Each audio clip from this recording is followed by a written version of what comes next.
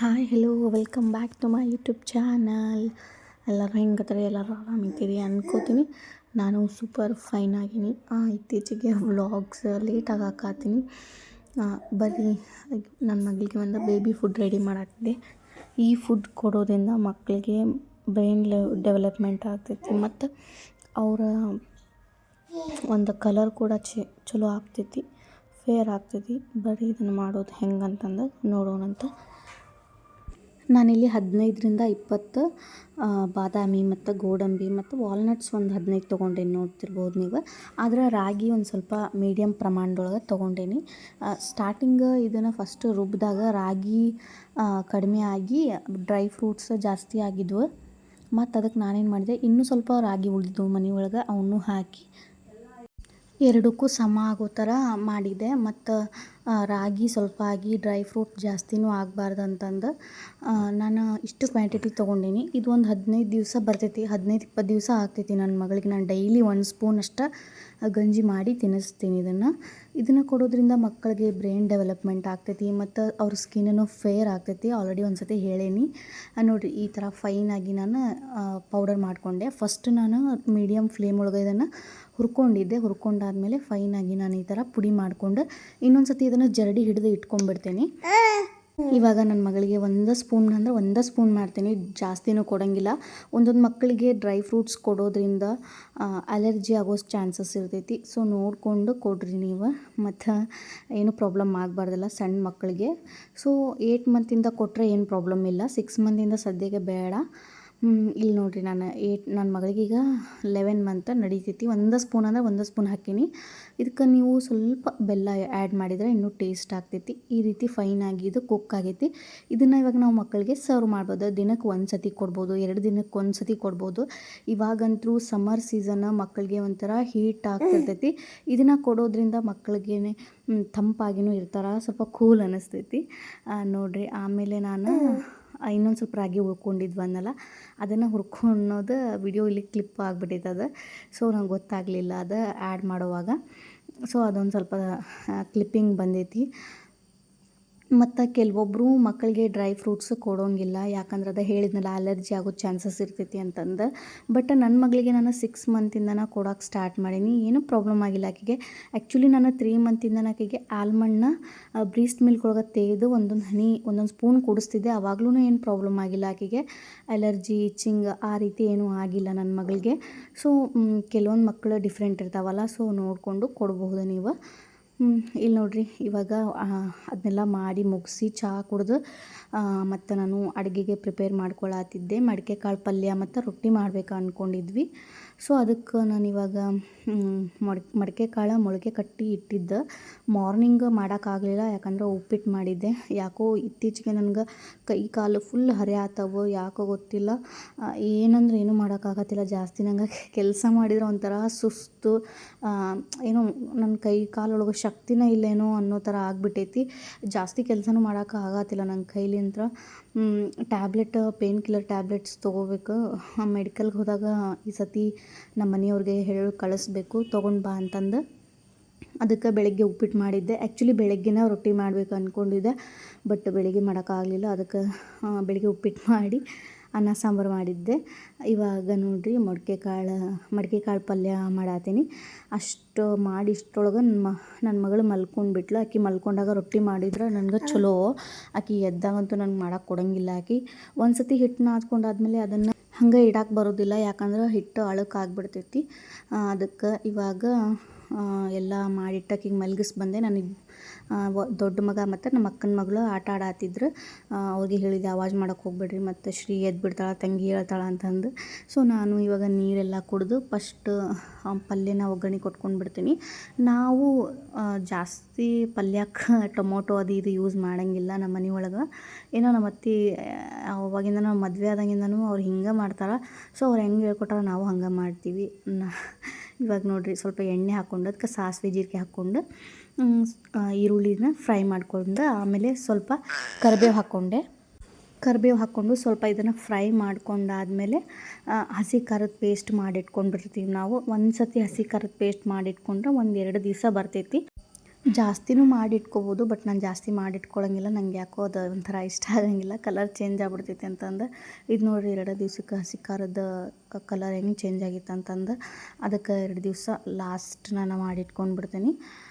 ಹಸಿ ಖಾರ, ಅರಿಶಿನ ಪುಡಿ, ಉಪ್ಪು ಅದೆಲ್ಲ ಹಾಕ್ಕೊಂಡು ಸ್ವಲ್ಪ 1-2 ನಿಮಿಷ ಇದನ್ನ ಹಿಂಗೆ ಕಡ್ಡಾಡಿಸ್ತೀನಿ. ಗರಂ ಮಸಾಲ ಇದ್ರೆ ಅದನ್ನು ಹಾಕ್ಕೋಬೋದು. ಖಾಲಿ ಆಗಿತ್ತು ನಮ್ಮ ಮನೆಯೊಳಗೆ ಗರಂ ಮಸಾಲ, ಅದಕ್ಕೆ ಬಿಟ್ಟೇನಿ, ಹಾಕ್ಕೊಂಡಿಲ್ಲ. ಇವಾಗ ಆಮೇಲೆ ಏನು ಮಡಿಕೆ ಕಾಳು ಇದ್ದಾವಲ್ಲ, ಆ ಮಡಿಕೆ ಕಾಳನ್ನ ಇದಕ್ಕೆ ಹಾಕ್ಕೊಂಡು ಒಂದು ಸ್ವಲ್ಪ ತಿರುಗಿಸಿ ಒಂದು ಹನಿ ಅಲ್ಲ, ಒಂದು ಸ್ವಲ್ಪ ನೀರು ಹಾಕ್ಕೊಂಡು ಗುರಳ್ ಪುಡಿ ಹಾಕ್ಕೊಂಡ್ಬಿಟ್ರೆ ಪಲ್ಯ ರೆಡಿ ಆಗ್ತೈತೆ ನೋಡಿರಿ. ಗುರಳ್ ಪುಡಿ ಇದನ್ನು ಮಾಡಿಟ್ಕೊಂಡಿರ್ತೀವಿ ನಮ್ಮ ಮನ್ಯಾಗ. ಇದು ಪಲ್ಯ ಗುರಳ್ ಪುಡಿ ಬೇಕು ಏನೋ ಒಂಥರ ರೂಢಿ ಆಗಿಬಿಟ್ಟೈತಿ ಪಲ್ಯಕ್ಕೆ ಹಾಕಿ. ಸೊ ಹಾಕ್ತೀವಿ ನಾವು ಪಲ್ಯಕ್ಕೆ ಇದನ್ನು ಸಾಮಾನ್ಯವಾಗಿ. ಆಮೇಲೆ ಅದನ್ನು ಸ್ವಲ್ಪ ಕಡ್ಡಾಡಿಸ್ಕೊಂಡು ನೀರು ಹಾಕಿ ಕುದಿಸ್ಕೊಂಡ್ಬಿಡ್ತೀನಿ. ಒಂದು 5-10 ನಿಮಿಷ ಕುದಿಸ್ಕೊಂಡ್ರೆ ಪಲ್ಯ ರೆಡಿ ಆಗ್ತೈತೆ ನೋಡಿರಿ ಇದು. ಇದ್ರ ಜೊತೆ ರೊಟ್ಟಿ ಮತ್ತು ಚಪಾತಿ ಚಲೋ ಕಾಂಬಿನೇಷನ್ ಅನಿಸ್ತೈತಿ. ಮೊಳಕೆ ಕಟ್ಟಿದ ಮಡಿಕೆ ಕಾಳು ತಿಂದ್ರೆ ದೇಹಕ್ಕೆ ಒಳ್ಳೇದು ಅಂತಾರೆ. ಸೊ ಇವಾಗ ಅದೆಲ್ಲ ಮುಗೀತು. ಈ ಕಡೆ ರೊಟ್ಟಿ ಮಾಡೋಕ್ಕೆ ನೀರನ್ನು ಕಾಯಕ್ಕಿಟ್ಟೀನಿ. ಈ ಸೈಡು ಸ್ವಲ್ಪ ಒಣ ಮೆಣಸಿನ್ಕಾಯಿದ್ದು ಮಿಜ್ಜಿಂಡಿ ಅಂತ ಮಾಡ್ತೀವಿ ನಾವು, ಅದನ್ನು ಮಾಡಬೇಕು ಅಂತಂದು ಇಲ್ಲಿ ಬಿಸಿನೀರೊಳಗೆ ನೆನೆ ಹಾಕಿ ಇಡಾತೀನಿ. ಬಿಸಿನೀರೊಳಗೆ ನೆನೆ ಹಾಕಿಟ್ರೆ ಸ್ವಲ್ಪ ಜಲ್ದಿ ನೆನೀತಾವ ಅಂತಂದಷ್ಟು. ಲಘುನ ನಾನು ನೆನೆ ಹಾಕಿಬಿಟ್ಬಿಟ್ರೆ ನಾನು ರೊಟ್ಟಿ ಮಾಡೋ ಅಷ್ಟಕ್ಕೆ ನೆನೆದು ಬಿಡ್ತಾವೆ. ಬರ್ರಿ ಇವಾಗ ರೊಟ್ಟಿ ಮಾಡ್ತೀನಿ ನಾನು ಫಸ್ಟ್. ನಾನು ಸಾಕಷ್ಟು ವಿಡಿಯೋದಾಗ ಹೇಳೀನಿ ನನಗೆ ರೊಟ್ಟಿ ಅಷ್ಟು ನೀಟಾಗಿ ಮಾಡೋಕ್ಕೆ ಬರೋದಿಲ್ಲ ಅಂತಂದು. ಅದಕ್ಕೆ ನಾನು ಹಿಟ್ಟನ್ನು ಸ್ವಲ್ಪ ಗಟ್ಟಿಯಾಗಿನ ನಾದ್ಕೊತೀನಿ. ಅಷ್ಟು ಅಳಕ್ಕೆ ನಾದ್ಕೊಂಬಿಟ್ರೆ ಮಾಡೋಕ್ಕಂತೂ ನಂಗೆ ಬರೋಂಗಿಲ್ಲ, ಹರಿಯಾಕೊಂಡು ಬಿಡ್ತಾವೆ ರೊಟ್ಟಿ. ಇವಾಗ ರೊಟ್ಟಿಗೆ ಜಿಗಿಟ್ ಹಾಕ್ಕೊಂಡು ನಾದ್ಕೋತೀನಿ. ಇನ್ನೊಂದು ವಿಷಯ ನಿಮ್ಮ ಜೊತೆ ಶೇರ್ ಮಾಡ್ಕೋಬೇಕಂತ ಅನ್ಸಾತೈತಿ. ಏನಂದ್ರೆ ನನ್ನ ಮಗನಿಗೆ ನಾವು ಸ್ಕೂಲಿಗೆ ಹಾಕಕತ್ತಿಲ್ಲ ಈ ವರ್ಷ. ಯಾಕಂದ್ರೆ ಸ್ವಲ್ಪ ಫೈನಾನ್ಷಿಯಲಿ ಪ್ರಾಬ್ಲಮ್ ಐತಿ. ಸೊ ಇವಾಗ ಸದ್ಯಕ್ಕೆ ನರ್ಸರಿಗೆ ಹಾಕಿದ್ರೂ ಅಲ್ಲಿ ಅಲ್ಲಿಗೆ 2 ಗಂಟೆವರೆಗೆ ಕುಂದಿರ್ಸ್ಕೊತಾರೆ. ಟೈಮಿಯಲ್ಲಿ ಮ್ಯಾಟರ್ ಆಗಂಗಿಲ್ಲ, ಬಟ್ ನಾವು ಫೈನಾನ್ಷಿಯಲಿ ಫಿಟ್ ಆಗಿರ್ಬೇಕು ಅನ್ನೋದು ನನ್ನ ಆಸೆ. ಇವಾಗ ನಾವು ಸ್ಕೂಲಿಗೆ ಹಾಕಬಹುದು. ಫೀಸ್ ಬೇರೆ ಸ್ಕೂಲಿಗೆ ಕೇಳ್ಕೊಂಡು ಬಂದೀವಿ, 10,000 ಅಂತ ಹೇಳ್ಯಾರ. ಅಂದ್ರೆ ಬುಕ್ಸು, ಬ್ಯಾಗ್ ಎಲ್ಲ ಏನೋ ಬಟ್ಟೆ, ಯೂನಿಫಾರ್ಮ್ ಎಲ್ಲ ಹಿಡಿದು 10,000. ಇವಾಗ ಸದ್ಯಕ್ಕೆ ನರ್ಸರಿ ಏನು ಬೇಡ ಅನ್ಸುತ್ತೆ ನನಗೆ. ಇವಾಗ ಅವ್ನಿಗೆ 3.5 ವರ್ಷ. ನೆಕ್ಸ್ಟ್ ಇಯರ್ ಅವ್ನಿಗೆ 4.5 ವರ್ಷಕ್ಕೆ ಡೈರೆಕ್ಟಾಗಿ LKGಗೆ ಹಚ್ಚಬೇಕು ಅಂತ ನಾನು ಪ್ಲ್ಯಾನ್ ಮಾಡೀನಿ. ಇದೊಂದು ವರ್ಷ ಅವನು ಇಲ್ಲಿ ನಮ್ಮ ಮನೆ ಹತ್ತಿರ ಇರುವಂಥ ಅಂಗನವಾಡಿಗೆ ಕಳಿಸ್ತೀನಿ. ಅದಾದಮೇಲೆ ಮನೆಯೊಳಗೆ ಅವ್ನಿಗೆ ನಾವೇನಾದರೂ ಓದಿಸಿದ್ರೆ ಓದ್ತಾನೆ ಅವನು, ಇಲ್ಲ ಅನ್ನಂಗಿಲ್ಲ. ಇವಾಗ ಅವನು ABCD ಹೇಳ್ತಾನೆ. ಜನವರಿ, ಫೆಬ್ರವರಿ, ಸಂಡೇ, ಮಂಡೇ, ಆಮೇಲೆ ಸೋಮವಾರ, ಮಂಗಳವಾರ ಎಲ್ಲನೂ ಹೇಳ್ತಾನೆ. ಇನ್ನೊಂದು ಸ್ವಲ್ಪ ನಾವು ಚೆಂದಾಗಿ ಓದಿಸಿದ್ರೆ ಅದೇ ನರ್ಸರಿ ಒಳಗೆ ಹೇಳ್ಕೊಡುವಂಥದ್ದನ್ನು ನಾವಿಲ್ಲಿ ಅವ್ರಿಗೆ ಹೇಳಿಸ್ಬಹುದು. ನರ್ಸರಿ ಅಂದ್ರೂ ಅವ್ರಿಗೆ ಅಷ್ಟೇನು ಹೇಳ್ಕೊಡಂಗಿಲ್ಲ ಅಂತ ನನಗೆ ಅನಿಸ್ತೈತಿ. ಅಷ್ಟು ಜಸ್ಟ್ ಮಕ್ಕಳಿಗೆ ರೂಢಿ ಆಗಲಿ ಅಂತಂದು ನರ್ಸರಿಗೆ ಹಾಕ್ತಾರೆ. ನಾವು ಸದ್ಯಕ್ಕೆ ನರ್ಸರಿ ಬೇಡ ಅಂತ ಡಿಸೈಡ್ ಮಾಡ್ಕೊಳತ್ತೀವಿ. ಡೈರೆಕ್ಟಾಗಿ LKGಗೆ ಹಚ್ಬೇಕು ಅಂತಂದು ನಮ್ಮ ಮನೆಯವ್ರ ಜೊತೆ ಮಾತಾಡಿ ಇವಾಗ ಸ್ಕೂಲ್ ಬೇಡ ಅಂತಂದು LKG ಹಚ್ಚಕ್ಕೆ ಪ್ಲ್ಯಾನ್ ಮಾಡೀವಿ. ಕೆಲವೊಂದು ಸತಿ ಅನಿಸ್ತೈತಿ ಚಲೋ ತಂಗ ಕಲಿತಾ ಹಚ್ಬೇಕಂತಂದು. ಬಟ್ ಇನ್ನೊಂದು ಕೆಲವೊಂದು ಸತಿ ನಾವು ನೋಡ್ಕೋಬೇಕಲ್ಲ, ನಮ್ಮ ಫೈನಾನ್ಷಿಯಲಿ ಸ್ವಲ್ಪ ನಾವು ಫಿಟ್ ಆಗಿದ್ರೆ ಒಳ್ಳೆಯದಂತ ನನಗೆ ಅನಿಸ್ತೈತಿ. ಅದಕ್ಕೆ ಅದನ್ನು ಕ್ಯಾನ್ಸಲ್ ಮಾಡಿಸಿದ್ವಿ. ನನ್ನ ಮೇಕಪ್ ಕೋರ್ಸ್ ಕಲಿಯೋದನ್ನು ಕ್ಯಾನ್ಸಲ್ ಆಯ್ತು. ಸದ್ಯಕ್ಕೆ ಬೇಡ ಅಂದ್ರೆ ಸ್ವಲ್ಪ ಬೇಜಾರಾಗ್ತೈತಿ ನೋಡಿರಿ. ಮನೆಯೊಳಗೆ ಎಲ್ಲನೂ ಕರೆಕ್ಟ್ ಇದ್ರೆ ಚಲೋ ಆಗ್ತೈತಿ. ಇತ್ತೀಚೆಗೆ ಯಾಕೋ ನಮ್ದು ಅಂಗಡಿನೂ ಅಷ್ಟು ನಡೆಯತ್ತಿಲ್ಲ. ನಿಜವಾಗ್ಲೂ ನಾವು ಫೈನಾನ್ಷಿಯಲಿ ಇಷ್ಟು ಕುಗ್ಗೇವೆ ಅಂದ್ರೆ ಹೇಳೋಕ್ಕಾಗತ್ತಿಲ್ಲ. ಅದನ್ನು ಏನಾದರೂ ಮಾಡಬೇಕು, ಏನಾದರೂ ತೊಗೋಬೇಕಂದ್ರೂ ಆಗತ್ತಿಲ್ಲ, ಅಷ್ಟು ಪ್ರಾಬ್ಲಮ್ ಆಗೈತಿ. ಯಾಕೋ ಗೊತ್ತಿಲ್ಲ, ನಮ್ಮ ಅಂಗಡಿನ ನಡೆಯತ್ತಿಲ್ಲ. ಎಷ್ಟು ಎಲ್ಲ ಮಾಡಿದ್ರೂ ವೇಸ್ಟ್ ಆಗಿ ಅನ್ಸಾತೈತಿ, ಬೇಜಾರಾಗ್ತೈತಿ. ಯಾಕಂದ್ರೆ ಬಿಸ್ನೆಸ್ ಅಂದ್ರೆ ಹಂಗೆ. ಮತ್ತು ಕೆಲವೊಂದು ಸತಿ ಬಿಸ್ನೆಸ್ ಒಳಗೆ ನಾವು ಲಾಸ್ನೂ ಮಾಡ್ಕೋಬೋದು, ಕೆಲವೊಂದು ಸತಿ ಪ್ರಾಫಿಟ್ನೂ ಬರ್ತೈತಿ. ಬಟ್ ಲಾಸ್ ಮೇಲೆ ಲಾಸ್ ಆಗಕತ್ರ ಮನ್ಸಿಗೆ ಬೇಜಾರಾಗ್ತೈತಿ. ಏನಪ್ಪ ನಾವು ಏನು ಮಾಡಿದ್ರು, ನಾವು ಎದ್ದಕ್ಕೆ ಒಂದು ಕೈ ಹಾಕಿದ್ರೂ ಹಿಂಗೆ ಆಗತ್ತೈತಲ್ಲ ಅಂತಂದು ಕೆಟ್ಟ ಅನಿಸ್ತೈತಿ. ಪರಿಸ್ಥಿತಿ ಹೇಳೋಕ್ಕಾಗಂಗಿಲ್ಲ ಯಾವಾಗ ಹೆಂಗಿರ್ತೈತಿ ಅಂತಂದು.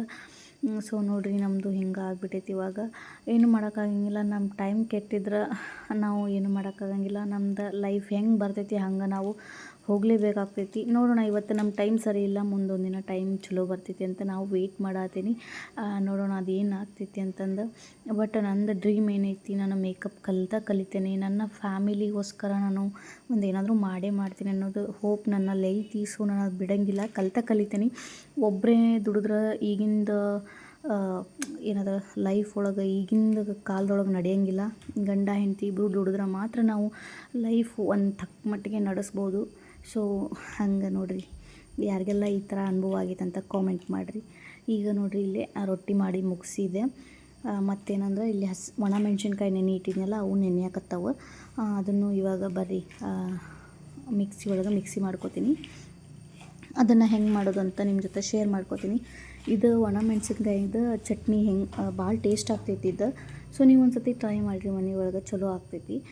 ನೋಡಿರಿ, ಇಲ್ಲಿ ಫುಲ್ ನಾನು ತುಂಬು ತೆಗ್ದಿದ್ದಿಲ್ಲ ಅವನ್ನ, ಹಂಗೆ ಇಟ್ಬಿಟ್ಟಿದ್ದೆ. ಮತ್ತು ತುಂಬ ತೆಗಿಯೋಕೆ ಒಂದು 10 ನಿಮಿಷ ಅಲ್ಲಿ ಹೋಯ್ತು ನಂದು.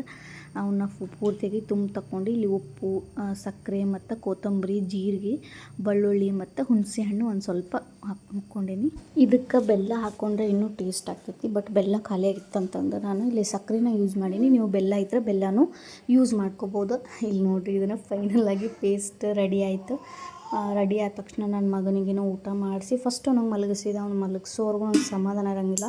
ಯಾಕಂದ್ರೆ ಭಾಳ ಓಡಾಳದಾನ ಅವನು. ನಿಮ್ಗೆ ಇವಾಗ ಕೇಳಿಸ್ತಿರ್ಬೋದು ಅವನು ವಾಯ್ಸ್ ಓವರ್ ಕೊಡೋ ಮುಂದೂ ಸುಮ್ಮನೆ ಇರೋಂಗಿಲ್ಲ, ಅಷ್ಟು ಗಲಾಟೆ ಮಾಡ್ತಾನೆ. ಓಕೆ ಫ್ರೆಂಡ್ಸ್, ಅಲ್ಲಿ ನಾವು ಊಟ ಮಾಡಿ ಮಲ್ಕೊಂಡು ಇವತ್ತಿನ ವ್ಲಾಗ್ ಇಷ್ಟ. ಮತ್ತು ನೆಕ್ಸ್ಟ್ ವ್ಲಾಗ್ ಒಳಗೆ ಸಿಗ್ತೇನೆ. ಅಲ್ಲಿವರೆಗೂ ಟೇಕ್ ಕೇರ್, ಬಾಯ್. ಪ್ಲೀಸ್ ನಮ್ಗೆ ಸಪೋರ್ಟ್ ಮಾಡಿ. Thanks for watching.